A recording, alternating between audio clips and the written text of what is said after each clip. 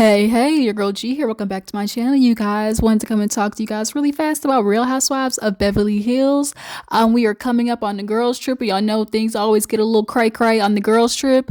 So this episode was kind of a little bit of a filler, but there's still some things we need to get into because Kyle, I hate to break it to you. This is where, the part in the movie where the movie cinema slows down, the screen turns black, and in the old R&B song, "Here we go to the end of the road." Kyle, this is the end of the road, sweetheart. I know your chest hurt. I know this ain't what you was hoping, but don't let these niggas, debate, decide how your life is gonna go going forward. So we're gonna get into Real Housewives of Beverly Hills. If you're new to my channel, hey, how you doing? Go ahead and drop a like in the collection plate. All right, does your girls wonder on the algorithm? And everybody else who's already part of the Juice Box crew, drop down in the comments, let me know that you stopped by. But let's go ahead and get into Real Housewives of Beverly Hills. So we open up this episode with Bo's basically heading around to all the girls and handing out invitations, and she starts out with Erica at her rental, newly renovated and everything. She comes in with some jelly Telfar bags. Bo's is the new girl on campus who can hand out the nicest and bougiest of gifts, okay, with the rest of these ladies. All right. But nonetheless, the gifts gorgeous. Everything was for the trip to Saint Lucia. She comes in, of course, is talking to the girls, and then they bring up how it's gonna be at the trip. And Dorit and Sutton are kind of in a weird but okay place or whatever. And it was so funny because when Bose was sitting there talking to the girls when they were like pulling out all the clothes, she was like, "Yeah, girl, can't wait to go on vacation. We gonna have a real fashion show." And she was like, "Well, not, I didn't mean to say it like that, but yes, you did. Yes, you did." Bose has clearly taken up a little chip on her shoulder with Sutton.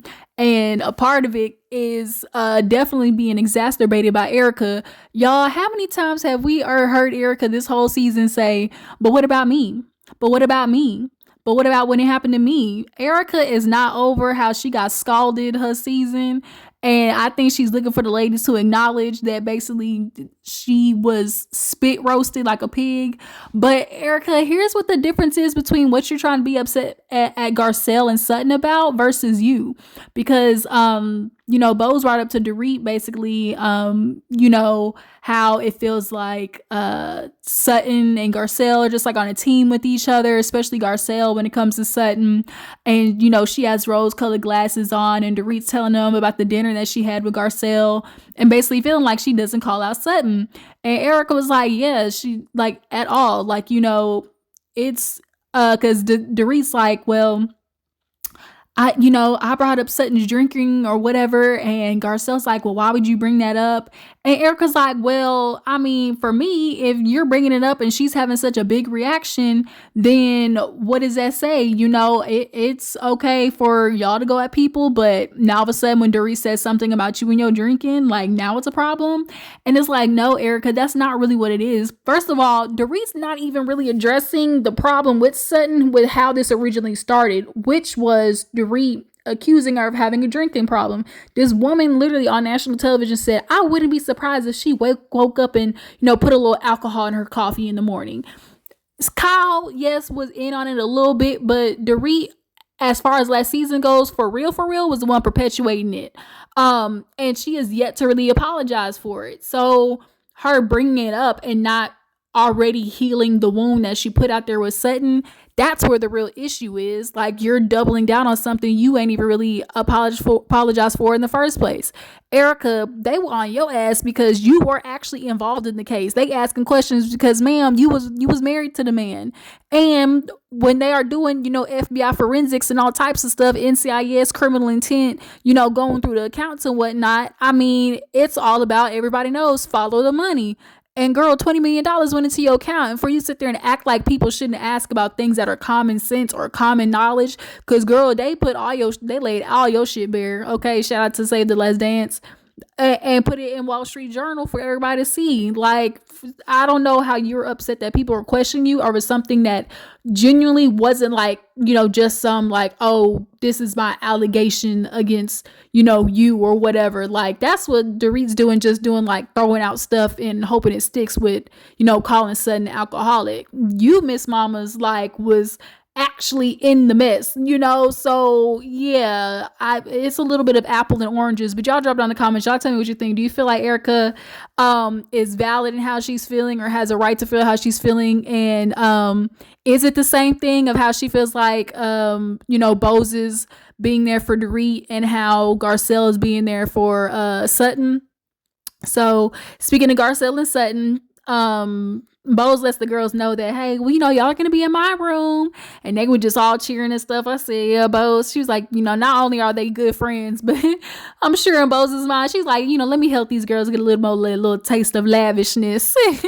Let them get a little taste of the lavish lifestyle. Okay, glamorous. GLAM. Okay, let them, they ain't had a touch of that in a while. Okay, so back to Garcelle and Sutton. She goes over to see Sutton, is checking in on her, obviously after the fashion show.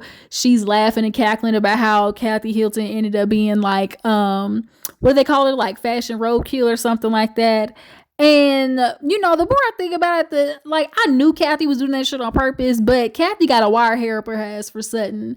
And when she has her eyes set on somebody who she wants to do like little sneaky shit behind the scenes, Kathy show will do it, because she knew what she was doing, walking and interrupting that goddamn fashion show like that. And then it was just like, girl, I would have ripped you a new one, Kathy Hilton or not, ma'am, get out the way. But nonetheless, when Garcelle was speaking with Sutton, she was just bringing out or bringing up her conversations with Dorit, and what, all topics that she brought up. And of course, she brought up how, you are joking about her drinking. And, she's like, well, she jokes about it. And she was like, yeah, she can, but you can't. And Sutton's like, well, I don't joke about it, which is true. We don't see Sutton. Ooh, sorry, y'all. That's my little ring notification. But we as viewers don't see Sutton really joking about her drinking, or making any off remarks or anything about it or nothing. I think Dorit is just completely missing about how this isn't really a joke. That was something that you were really trying to put out there. But nonetheless, then she gets into the conversation of how, Dorit and Kyle were looking real buddy at Sutton's fashion show. And Sutton's like, yeah, they were real close, super close. And Garcelle in her confessional, first of all, that look with Garcelle in the confessional, super cute. One of my favorites. And she basically calls Sutton out for kind of really, she gives off, kind of jealous energy with seeing that Kyle and Dorit are back good again. And this is something that we've noticed a lot of times. Kyle picks up and drops her friends, when she wants. And she basically cycles through them. Now that she's good with Dorit, she's picked Dorit back up. She's got to drop whoever else that she was cool with or entertaining herself with at the time. And part of that was Sutton. Now that she, doesn't have a fake reason to be mad at Sutton about now. Because there's sometimes people who wanna not have a friendship with somebody anymore, or don't want to talk with somebody anymore because they make them mad, and instead of just saying, hey, I don't want to be cool with you no more, they find a reason, or they pick at some whatever fake reason they can to cause a disagreement between the two of y'all. That's the shit that Kyle be doing. And so Garcelle, this is where I really have to just put out a little PSA. If this is how, Sutton is acting right now, don't get your feelings hurt, or just be prepared for the time that, oh, if Kyle just so has happened, let her in a little bit, she is dropping you, Garcelle. It is very clear Sutton has insecurity issues. She has acceptance issues. And she really just kind of is looking to be a part of the in it crowd, I guess you could say. And Garcelle's picking up on it. So then after that, Garcelle starts bringing up, also too, I want to talk about with the drinking thing. And Erica, this is where I'm gonna get to your ass too, because here it is, you went to there, oh, they were bringing up my my case and, my drinking and meds. When Garcelle had to wrap her up talking about, I ain't got to make you look bad. You do that on your own. Garcelle, she wasn't throwing something out there just nonchalantly. Girl, you admitted it yourself that you were self-medicating. And girl, with your antidepressants, you was throwing whiskey on top of it. Like, girl, that was something that you actually were doing. So, like, let's cut it out. But yeah, so Garcelle starts mentioning, Kyle and the whole Mauricio situation and everybody feeling for her ever since, the picture of him. And as Garcelle said, the girl came out. Obviously, she's given very 20-ish, very brain undeveloped-ish. And she was just kind of like, well, I don't get it. Like, why are we allowed to talk about Mauricio, but not Morgan? We've heard Kyle, or like we've seen Kyle obviously on stage with her at the concert, and you could tell Sutton was visibly uncomfortable, and she was just like, well, I'm just gonna respect Kyle right now. She'll say something, and so Garcelle's like, so what are we supposed to do? like, I'm just not talk about it because, girl, like everybody keeps saying, Garcelle, you literally threw you and this girl's pussy in our face last season. Like, y'all was tatting it on each other, so we know it's real. Girl, you was real lesbian last year. Let's be honest. Now Sutton's pulling I just, maybe you just bring it up to her, or, just kind of, throw it out there, and then, she'll talk about it. So Garcelle's like, how am I supposed to do that? And Sutton gives an example of like, oh, well, if you just be like, hey, we saw you had a good weekend, at the concert. And Garcelle's like, that's, maybe that'll open up the floor for Kyle, because this is what Kathy says that Kyle does too. It's like, she don't really bring it up to her. She'll just kind of, throw a pebble in the water and see if that'll, cause a ripple effect for her to actually say what the issue is, which is really kind of bullshit, honestly, when we think about it. But, now that Sutton's trying to get back on Kyle's good side, this is where we're at. So did anything else happen between Garcelle and Sutton right here? I don't think so. Moving on. So next on the list for a visit is Kyle. Bo stops by Kyle's to drop her off her, little care package for where are they going? San Tropez, Puerto Rico, wherever the hell they going. And this is really kind of the time that Kyle and Bo's used to get to know each other, because one of the complaints that Bo's had, or really Kyle, was like, Bo's first came on the show and then just like super glued herself to Dorit and didn't get to know her. Partly could that, a little bit be true? Yes, but also more on the other end of it, all you ladies complain about Bo's not hanging out with y'all. Like, were y'all putting out the effort into actually hanging out with her? But in this moment, Bo sits down and Kyle, she's speaking Spanish, and she's like, girl, I didn't know you were Spanish or whatever. She was over there talking ulo español, okay, de agua. And she was like, yeah, plus, my husband's, he's Mexican. And Bo's was like, oh, okay. And so, this is the moment where Kyle starts to actually truly get vulnerable with Bo's. She's like, this is, good for us because, the first time we met, I'm not going to lie, that was, Mauricio had first moved out, and Bo's was like, oh, okay, I see. So Kyle dealing with just like the emotional wherewithal of dealing with Mo first moving out. And Kyle really kind of revealed a lot without really saying a lot, because there was this part while she was crying, she was like, I just, thought, we would, like, we're not together, but I just kind of always thought, I didn't even know if this was what I wanted, like, I did what I did. And, I just, like, I didn't think we were ever not going to be together. I didn't even know if that's just what I wanted. Like, I didn't know that. And, like, I felt like what Kyle was saying was, I really felt like her and Mauricio was gonna do like 6 months apart, get out there, get with it, fulfill a little bit of itches, okay? And Kyle did that with jumping in the little les pond with Morgan. The problem is that maybe she went just a little too public with it too early, or maybe she made it too public, should have kept it under wraps a little bit more, because now Kyle's feeling like she went out there and did that, try to run back home to Mo, and Mo's like, shoot, I got my bags packed to go out to Greece, and so she was like, everything was really just kind of like a whirlwind. And then but Kyle basically would have been okay just living in this separated land, them staying in the house together, like, you know how the old folks used to do. Oh, I'll just sleep in one bedroom, he'll sleep in the other, and, you know, we'll just be two ships in the night. But I'm like, that's not realistic. It's not realistic for you to think that y'all will. And she said that in her confessional. She was like, but, you know, I'm realizing that's not realistic, nor is it healthy, nor is it showing your daughters anything, because y'all's kids are quite literally grown. Like, I think Kyle, more than being attached to the marriage, is she's more attached to the idea of what it was. Like, that's why she would have been okay staying, you know, in separate bedrooms, because at least on the outside it could be like, oh, you know, but we've been together 20 something years, you know. And so you know, what did Bose ask? Bose asked, was like, okay, well, how long do you think you can do that? Because she was like, you know, where y'all at right now? And she's like, well, you know, like, we're separated or whatever. Like, as of right now, they both are just in this like middle land, and that's where Mauricio definitely wants to keep it. Both the men is acting that way this episode. They clearly is talking and getting their ducks in a row together, okay, over there. Kyle and Dorit, y'all need to chop, okay. And so when Bose asked, like, well, you know, how long do you think you can do that for? Because ultimately that is a question. How long are you just going to sit in this, you know, mode of separation, you know, and just being like, oh, we separated while he out there, you know, dating. And so Kyle admits, she's like, well, you know, the picture really kind of changed things. And Bose kill me with her little sound effects. She'd be like, or she'd be like, ooh.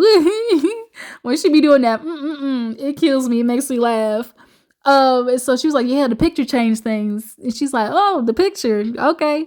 And Kyle's like, yeah, you know, like, Kyle really kind of saw that as a way to be like permission to move on, because, you know, in her mind, which I'm sure Mo helped create the idea of like, okay, we'll reconvene at some point, at some time. But when he actually got his place, and then his place went from IKEA furniture or, you know, rental furniture to real furniture, you know, that plan switched up real fast, you know.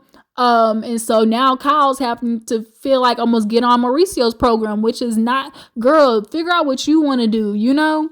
And so now that this picture is out, it's like, you know, as Bo said, like, was it like, you know, was it because of like an embarrassment or whatever? Like, what makes you feel like you're not gonna do it?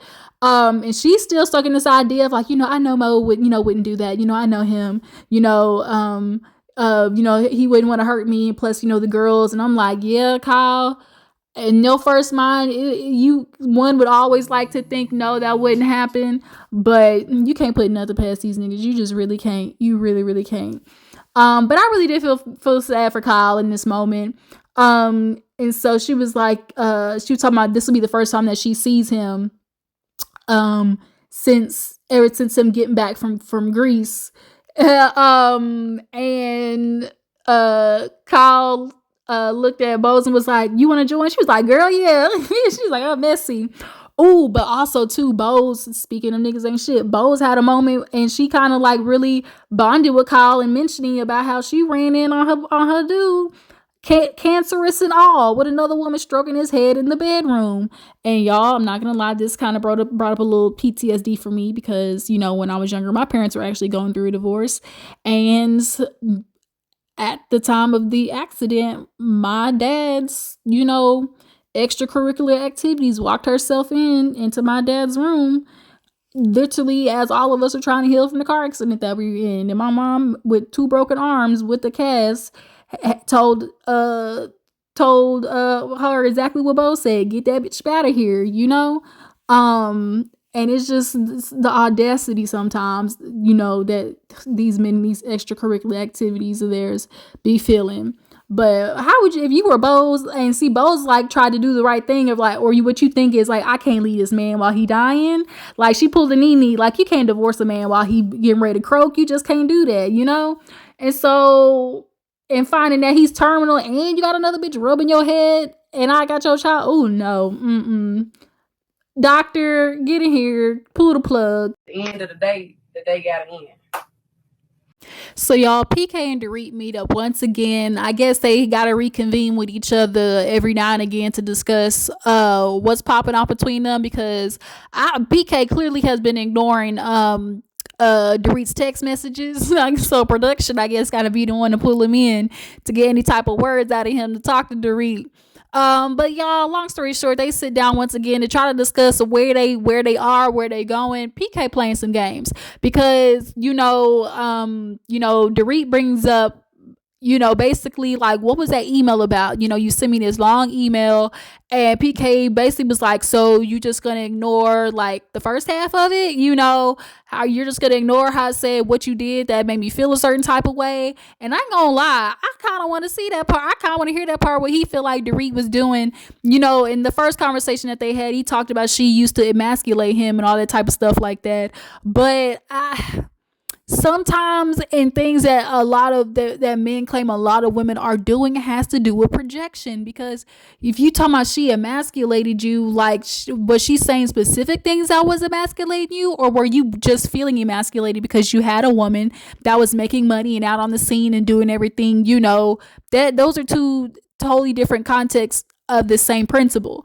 But nonetheless, I'm still intrigued to know what he was talking about Dorit. Then, not to mention, he was like, then you were like, dictating my life and, basically being able to tell me what to do. I was staying in an apartment all while, I'm thinking about you living in the house, and I'm in a situation, as humble as it's ever been for me, i.e., basically, this been the lowdown brokest I ever been in my life, and now here it is. I got to deal with this woman who got my kids all up in the house, and basically telling me you gonna have to work your way out of this apartment is what it was giving me.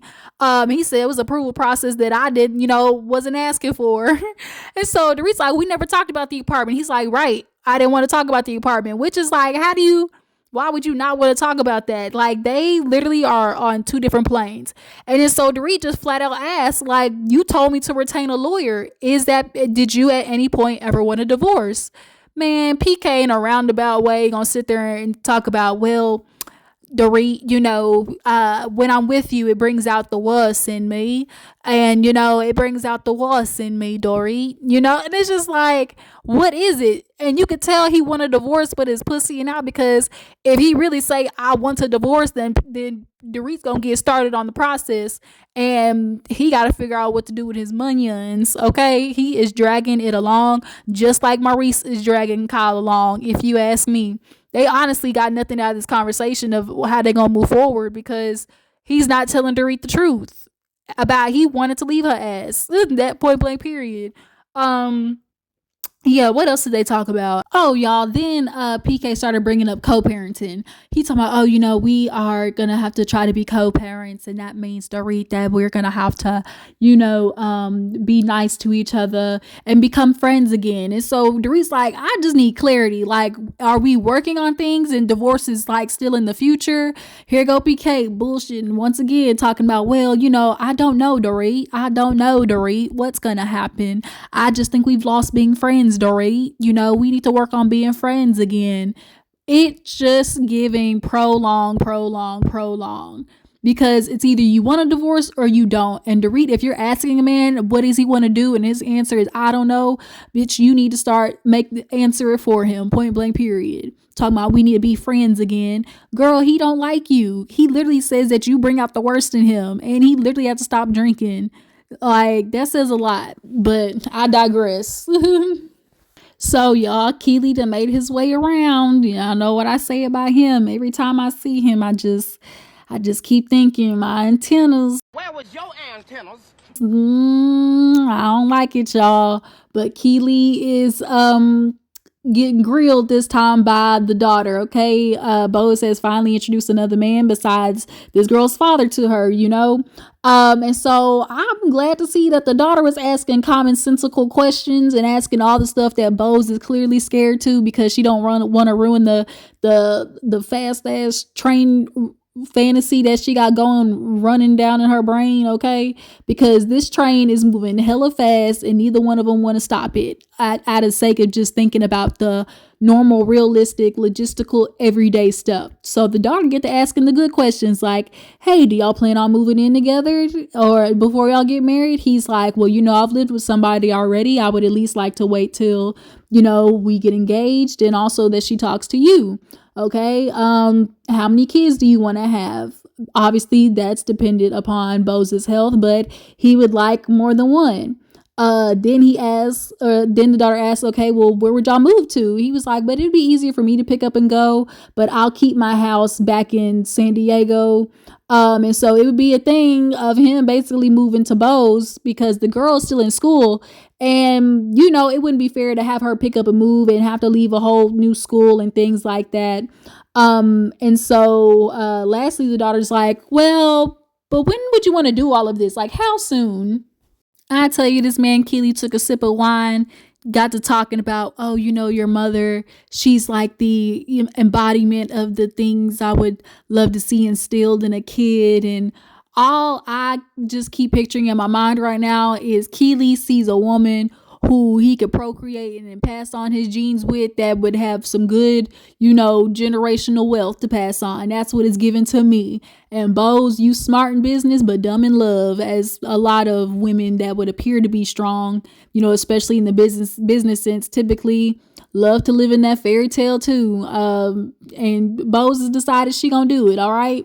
But at least her daughter got common sense, but we'll just see how this thing plays out in the long run. But have y'all noticed that Keely don't ever remember the question when it gets time to talking about the timeline of him and Bose?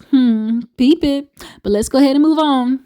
From one peculiar man to another, y'all, we got the awkward scene between Kyle and Mauricio. Mauricio makes it over to Kyle's house after getting back from, Greece.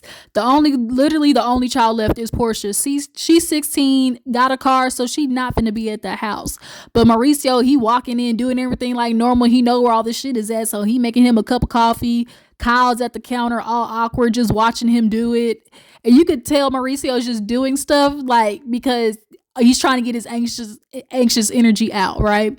So he's just talking about the trip. Oh, we did sound baths and this and that. And, I only partied like 5 nights. And Kyle's like, right. He's like, yeah, I promise. And so Kyle ain't really saying nothing. And so then he's stirring, literally looking like an episode of Get Out. And finally he addresses the picture and was like, well, I get that I was pictured in Mykonos, and I just want you to know that I never would purposely do something like that. And Kyle's like, yeah, I know you would never hurt me. I can't say that for the other person that you were with. And Mauricio kind of made a face, but he just kind of let it ride. But what do y'all think? Y'all think Mauricio knew about the picture, or possibly the girl he was with knew about the picture, or this just was one of those things where fate, caught live in action and it was meant for it to happen so Kyle could see that, girl, it is time for you to move on. I know it hurts, and I really feel like a lot of what would help Kyle, you're gonna have to get the fuck out that house. You're gonna have to get about that house after Portia graduates, because your daughter's 17, like she's in her like junior or senior year or something like that. It is time for you to move out that house. Your kids is grown. Hell, you could rent the house out, but find you somewhere else to live so you can stop living in all those memories of the past, because that's what's really tearing you up. Mauricio got up at that house and is now developing a new him, and it's time for you to do the same thing. She's sitting there tearing up and everything, and Mauricio hugs her. And of course, they're always going to have love for each other. But as Kyle said in her confessional, it's like, this really was a wake up call. I was living in La La Land, and finally the hammer, basically smashed the glass and was kind of like, bitch, it's fake. Wake up. Like, it's fake. You got your head stuck in fairy tales and fallacies. And girl, it is all a facade. It's time to wake up, get up and get out and get something. Okay. So yeah, you guys, y'all drop down in the comments. Tell me what you think about Kyle and Mauricio and their relationship, and how do you feel like they're going to go moving forward. So we hit the end of the episode where the ladies are traveling over to Tampico, San Tropez, Topaz, where the hell they going. And of course everybody's meeting up and everything. We know the villa is gorgeous. We know that Dorit, Erica, and Bose are sharing. Come to find out, Jennifer Tilly and I think Sutton are sharing, if I'm not mistaken. They sharing the same goddamn bed. Now your hoes is way too rich to be sharing beds. Nonetheless, all the ladies are escorted to their room, and all of them have really pretty rooms. And we see Garcelle, Sutton, and Jennifer Tilly, which I love. Tilly, every time she comes on screen, y'all see how Erica be counting her coins? Erica loved when Jennifer Tilly come in. She just let the wealth just rub off all on her. She's like, I used to have such nice things. Every time Jennifer Tilly come in, she makes me laugh because she be like, Jennifer got some good shit. But yeah, I really enjoy her as an add-on, as a friend this season. But nonetheless, Bose, Erica, and Dorit, they're asking Dorit how she's been with Sutton around. Like, have you even said hi to Sutton? And she's like, no, not really. I just kind of feel like her energy, is either like, it's just carrying like uh-oh, I've been a bad girl. And then she like does this like weird, like kind of like grudge sounding voice that I guess was supposed to be Sutton, and then y'all just laugh or whatever. Meanwhile, Sutton's in the living room of her villa talking to Garcelle, basically like, because Garcelle's like, I haven't talked to Dorit, like I haven't seen you talk to Dorit or whatever. She's like, no, I haven't said anything. But have you seen her and Kyle? She's like, yeah, like they're buddy. And all of a sudden, you just kind of see Sutton just start tearing up, and she just like, I've just been dealing with these girls for so long, and I just want them to like me. And I'm starting to realize, or I've already realized, that Sutton really very much has a like an acknowledgement, trauma wound, especially as far when it comes to like her mom. She has the same thing with her mom of just like wanting approval from other people, and not really being assertive like in herself. She just is always looking for somebody else to give her like I don't know, like a cosign or just some type of like approval. And she is built like that, I'm sure, a lot because of how she grew up with her mom, always searching for her mom's like approval and things like that.